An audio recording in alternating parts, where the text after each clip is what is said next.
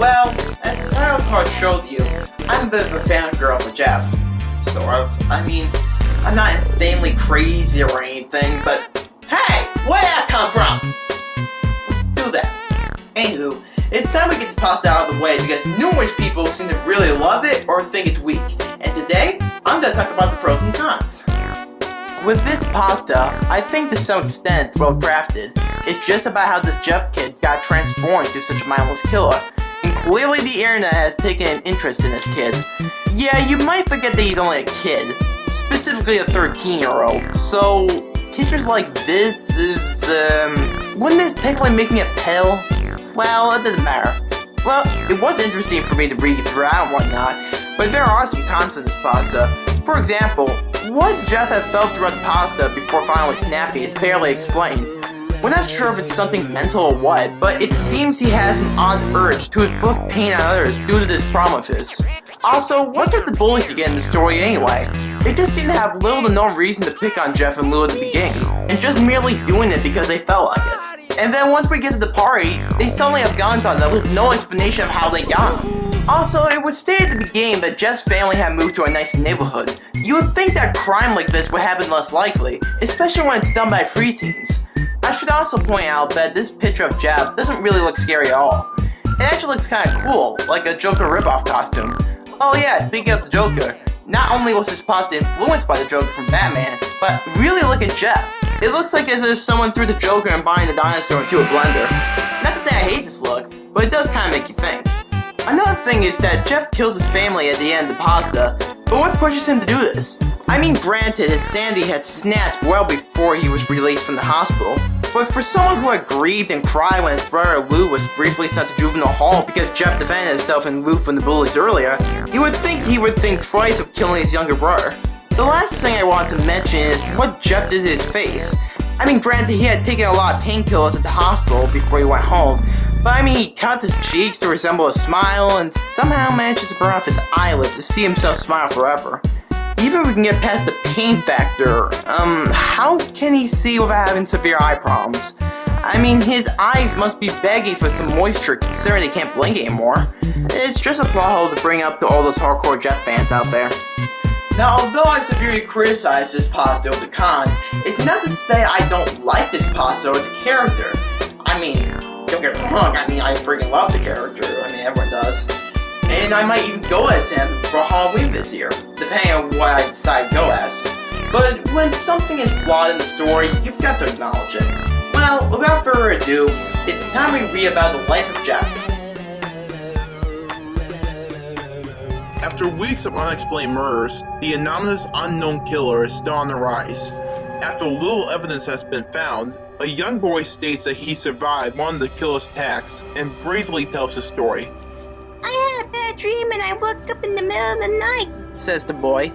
I saw that for some reason the window was open, even though I remember it being closed before I went to bed. I got up and shut it once more. Afterwards, I simply crawled under my covers and tried to get back to sleep. That's when I had a strange feeling, like someone was watching me. I looked up and nearly jumped out of my bed. There, in a little ray of light, illuminating from between my curtains, was a pair of two eyes. These weren't regular eyes. They were dark, ominous eyes. They were bored and black and just plain out terrified me.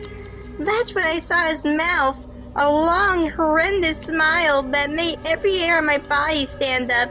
The figure stood there, watching me. After what seemed like forever, he said a simple phrase, but said it in a way only a madman could ever speak. He said, "Go to sleep." I let out a scream. That's what sent him at me. He pulled up a knife, aiming at my heart. He jumped on top of my bed. I fought him back. I kicked, I punched, I rolled around, trying to knock him off of me. That's when my dad busted in. The man threw the knife. It went into my dad's shoulder. The man probably would have finished him off if one of the neighbors hadn't alerted the police. They drove into the parking lot and ran towards the door. The man turned and ran down the hallway. I heard a smash like glass breaking. As I came out of my room, I saw the window that was pointing towards the back of my house was broken. I looked out to see him vanish into the distance. I could tell you one thing. I will never forget his face. Those cold, evil eyes, and that psychotic smile. They will never leave my head. Police are still on the look for this man. If you see anyone that fits the description in the story, please contact your local police department.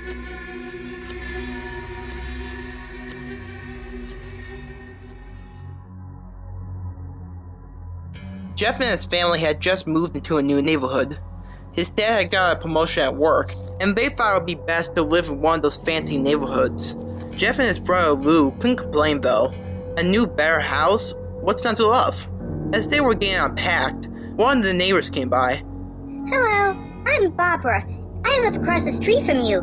Well, I just wanted to introduce myself and to introduce my son. She turns around and calls his son over. Billy, these are our new neighbors. Billy said hi and ran back to play in his yard. Well, Said Jeff's mom. I'm Margaret, and this is my husband Peter, and my two sons Jeff and Lou. They each introduced themselves, and then Barbara invited them to her son's birthday. Jeff and his brother were about to object when their mother said they would love to.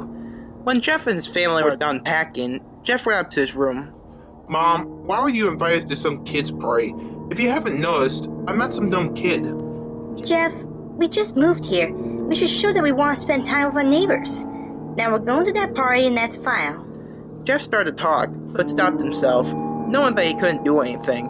Whenever his mom said something, it was final. He walked up to his room and plopped down on his bed. He sat there looking at his ceiling when suddenly he got a weird feeling. Not so much a pain, but a weird feeling. He dismissed it as just some random feeling. He heard his mother call him down to get his stuff, and he walked down to get it. The next day, Jeff walked downstairs to get breakfast and got ready for school. As he sat there eating his breakfast, he once again got that feeling. This time it was stronger. It gave him a slight tugging pain, but he once again dismissed it. As he and Lou finished breakfast, they walked down to the bus stop. They sat there waiting for the bus, and then all of a sudden, some kid on a skateboard jumped over them, only inches above their laps. They both jumped back in surprise. Hey, what the hell? The kid landed and turned back to him. He kicked the skateboard up and caught it with his hands. The kid seemed to be about 12, 1 year younger than Jeff. He wears an Aeropostale shirt and ripped blue jeans. Well. It looks like we got some new meat. Suddenly, two other kids appeared. One was super skinny, and the other one was huge. Well, since you're new here, I'd like to introduce ourselves. Over there is Kenneth. Jeff and Lou looked over to the skinny kid. He had a dopey face that you would expect a sidekick to have. And he's Troy. They looked over at the fat kid. Talk about a tub of lard. This kid looked like he hadn't exercised since he was crawling. And I Said the first kid. am Randy. Now, for all the kids in this neighborhood, there is a small price for bus fare, if you catch my drift. Lou stood up, ready to punch the light out of the kid's eyes when one of his friends pulled a knife on him. I had hoped you would be more cooperative, but it seems we must do this the hard way. The kid walked up to Lou and took his wallet out of his pocket. Jeff got that feeling again. Now it was truly strong. A burning sensation. He stood up, but Lou gestured him to sit down. Jeff ignored him and walked up to the kid. Listen here, you little punk. Give back my bro's wallet or else. Randy put the wallet in his pocket and pulled out his own knife. Oh, and what will you do? Just as he finished that sentence, Jeff popped the kid in the nose. As Randy reached for his face, Jeff grabbed the kid's wrist and broke it. Randy screamed and Jeff grabbed the knife from his hand. Troy and Kemph rushed Jeff, but Jeff was too quick. He threw Randy to the ground. Kemph lashed out at him, but Jeff ducked and stabbed him in the arm. Kemph dropped his knife and fell to the ground screaming. Troy rushed him too, but Jeff didn't even need the knife. He just punched Troy straight in the stomach and Troy went down. As he fell, he puked all over. Lou could do nothing but look in amazement at Jeff. Jeff, how did you... That was all he said. They saw the bus coming and knew they would be blamed for the whole thing, so they started running as fast as they could. As they ran, they looked back and saw the bus driver rushing over to Randy and the others. As Jeff and Lou made it to school, they didn't dare tell what happened. All they did was sit and listen. Lou just thought of that as his brother beating up a few kids, but Jeff knew it was more. It was something scary. As he got that feeling, he felt how powerful it was. The urge to just hurt someone. He didn't like how it sounded, but he couldn't help feeling happy. He felt that strange feeling go away and stayed away from the entire day of school. Even as he walked home due to the whole thing near the bus stop, and how now he probably wouldn't be taking the bus anymore, he felt happy. When he got home, his parents asked him how his day was, and he said in a somewhat ominous voice, "It was a wonderful day." The next morning, he heard a knock on his front door. He walked down to find 2 police officers at his door, his mother looking back at him with an angry look. Jeff, these officers tell me that you attacked 3 kids. That it wasn't regular fighting, and that they were stabbed. Stabbed, son! Jeff's gaze fell to the floor, showing his mother that it was true. "Mom, they were the ones who pulled the knives on me and Lou," Son, said one of the cops. we found 3 kids, 2 stabbed, 1 having a bruise on his stomach, and we have witnesses proving that you fled from the scene. Now what does that tell us? Jeff knew it was no use. He could say him and Lou had been attacked, but there was no proof it was not them who attacked first. They couldn't say that they weren't fleeing, because truth be told, they were. So Jeff couldn't defend himself or Lou. Son, call down your brother. Jeff couldn't do it, since it was him who beat up all the kids. Sir, it was me. I was the one who beat up the kids. Lou tried to hold me back, but he couldn't stop me. The cop looked at his partner and they both nodded. Well, kid, it looks like a year in juvie. "Wait," says Lou. They all looked up to see him holding a knife. The officers pulled their guns and locked them on Lou. "It was me! I beat up those little punks, and I have the marks to prove it." He lifted up the sleeves to reveal cuts and bruises, as if he was in a struggle. Son, just put the knife down, said the officer. Lou held up the knife and dropped it to the ground. He put his hands up and walked over to the cops. "No, Lou, it was me! I did it!" Jeff had tears running down his face. Poor bro. Trying to take the blame for what I did. Well, take me away. The police led Lou out to the patrol car. "Lou, tell him it was me! Tell him! I was the one who beat up those kids!" Jeff's mother put her hands on his shoulders. Jeff, please. You don't have to lie. We know it's Lou. You can stop. Jeff watched helplessly as the cop car speeds off with Lou inside. A few minutes later, Jeff's dad pulled into the driveway, seeing Jeff's face and knowing something was wrong. Son, what is it? Jeff couldn't answer. His vocal cords were strained from crying. Instead, Jeff's mother walked his father inside to break the bad news to him, as Jeff wept in the driveway. After an hour or so, Jeff walked back into the house, seeing that his parents were both shocked, sad, and disappointed. He couldn't look at them. They couldn't see how they thought of Lou when it was his fault. He just went to sleep, trying to get the whole thing off his mind. 2 days went by, with no word from Lou at the juvenile detention center. No friends to hang out with, nothing but sadness and guilt. That is until Saturday, when Jeff is woke up by his mother with a happy, sunshiny face. Jeff, it's the day, she said as she opened up the curtains and let light flood into his room. What's today? Wait, it's Billy's party. He was now fully awake. Mom, you're joking, right? You don't expect me to go to some kid's party after. There was a long pause. Jeff, we both know what happened. I think this party could be the thing that brightens up the past few days. Now get dressed. Jeff's mother walked out of the room and downstairs to get ready herself. He fought himself to get up. He picked out a random shirt and a pair of jeans and walked downstairs. He saw his mother and father all dressed up, his mother in a dress and his father in a suit. He thought, why would they ever wear such fancy clothes to a kid's party? Son, is that all you're gonna wear? Said Jeff's mom. Better than wearing too much. His mother pushed down the feeling to yell at him and hid it with a smile. Now, Jeff, we may be overdressed, but this is how you go if you want to make an impression, said his father. Jeff grunted and went back to his room. He yelled downstairs, I don't have any fancy clothes. Just pick something, called his mother. He looked around in his closet for what he would call fancy. He found a pair of black dress pants he had for special occasions and an undershirt. He couldn't find a shirt to go with it. He looked around and found only striped and patterned shirts, none of which would go with dress pants. Finally, he found a white hoodie and put it on. You're wearing that? They both said. His mother looked at her watch. Oh, no time to change. Let's just go, she said as she hurried Jeff and his father out the door. They crossed the street over to Barbara and Billy's house. They knocked on the door and it appeared that Barbara, just like his parents, were way overdressed. As they walked inside, all Jeff could see were adults, no kids. The kids are on the yard, Jeff. How about you go and meet some of them? Said Barbara. Jeff walked outside to a yard full of kids. They were running around in weird cowboy costumes and shooting each other with plastic guns. He must be standing at Toys R Us. Suddenly, a kid came up to him and handed him a toy gun and hat. Hey, wanna play? Nah, no, kid. I'm way too old for this stuff. The kid looked at him with that weird puppy dog face. Please? Said the kid. Fine. He put on the hat and started to pretend to shoot at the kids. At first, he thought it was totally ridiculous, but then he started to actually have fun.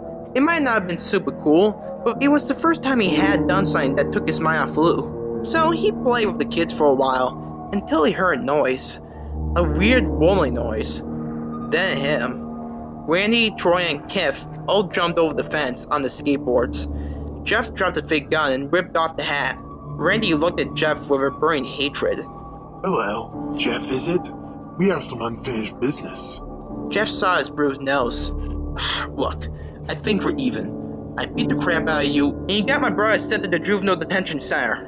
Randy got an angry look in his eyes. Oh no, I don't go for even. I go for winning.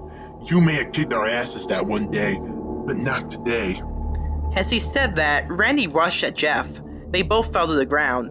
Randy punched Jeff in the nose, and Jeff grabbed him by the ears and headbutted him. Jeff pushed Randy off of him, and both rose to their feet. Kids were screaming and parents were running out of the house. Troy and Kenneth both pulled guns out of their pockets. No one interrupts or guts will fly, They said.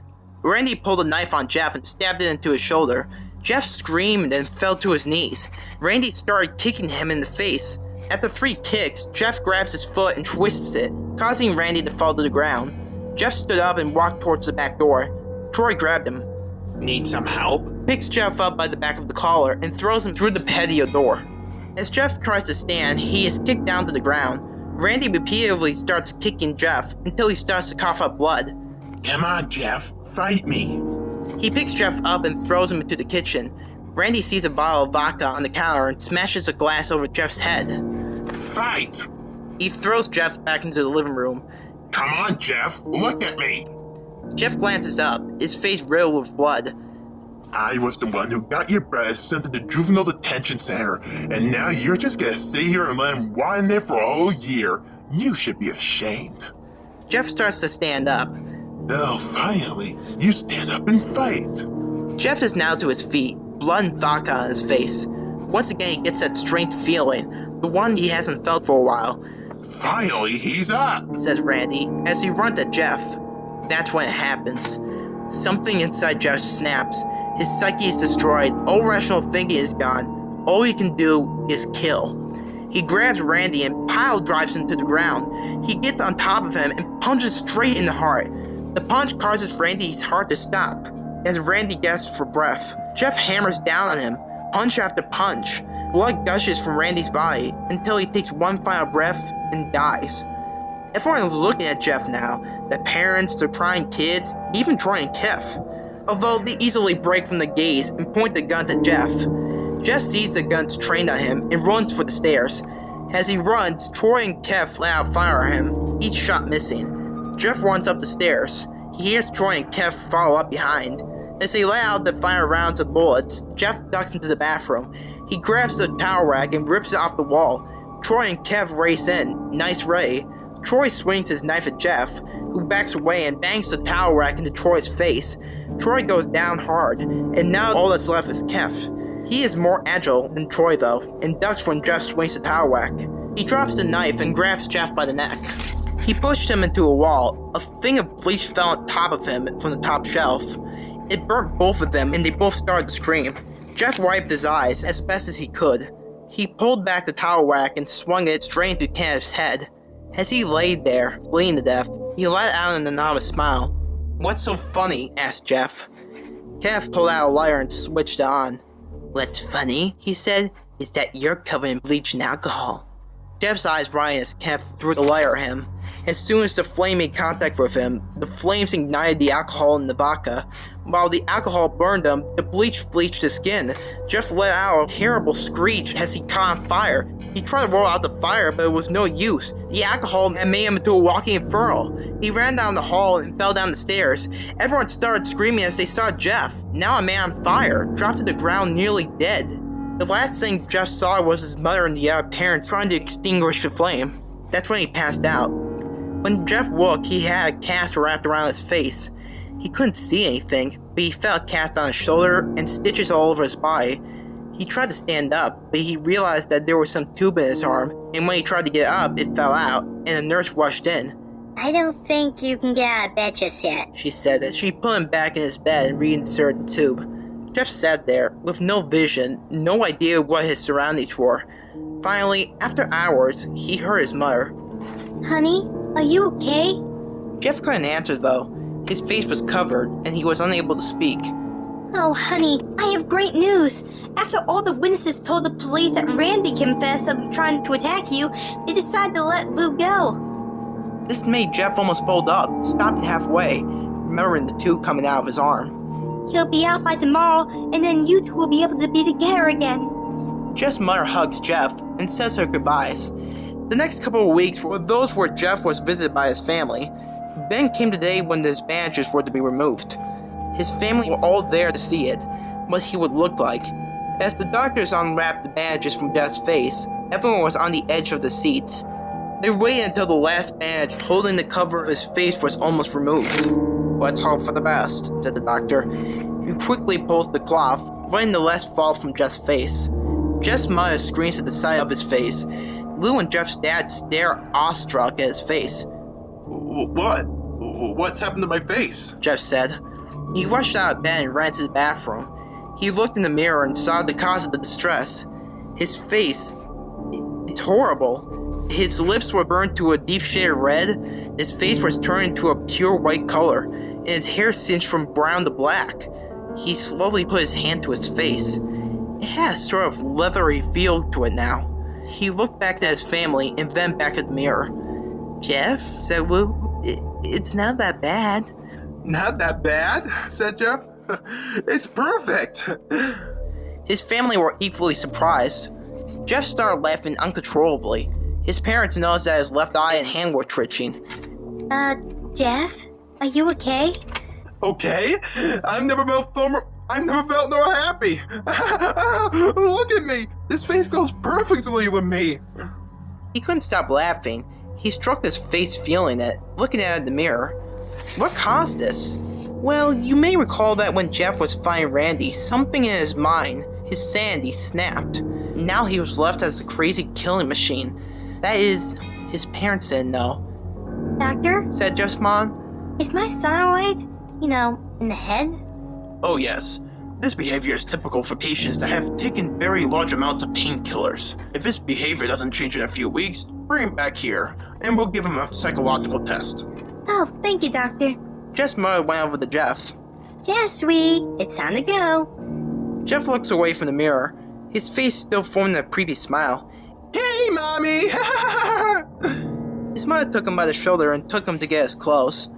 "This is what came in," said the lady at the desk.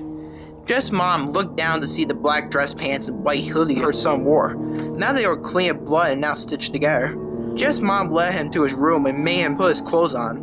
Then they left, not knowing that this was their final day of life. Jeff's mother woke up to a sound coming from the bathroom. It sounded like as if someone was crying.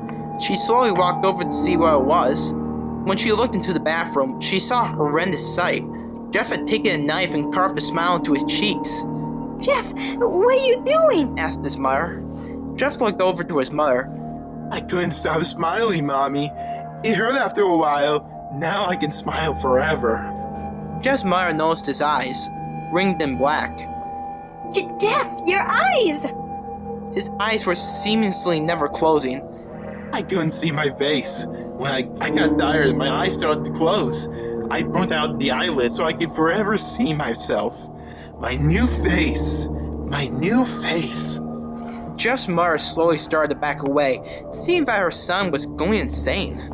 What's wrong, Mommy? Aren't I beautiful? Yes, son. she said. Yes, you are. Let me go get Daddy so he can see your face. She ran into the room and shook Jeff's dad from his sleep. Honey, get the gun, She stopped as she saw Jeff in the doorway, holding a knife. Mommy, you lied. That's the last thing they hear as Jeff rushes them with a knife, killing both of them. His brother Lou looked up, startled by some noise. He didn't hear anything else, so he just shut his eyes and tried to get back to sleep. As he was on the border of slumber, he got the strangest feeling that someone was watching him. He looked up, before Jeff's hand covered his mouth. He slowly raised the knife, ready to plunge it into Lou. Lou thrashed there, and there trying to escape Jeff's grip. Shh. Just go to sleep.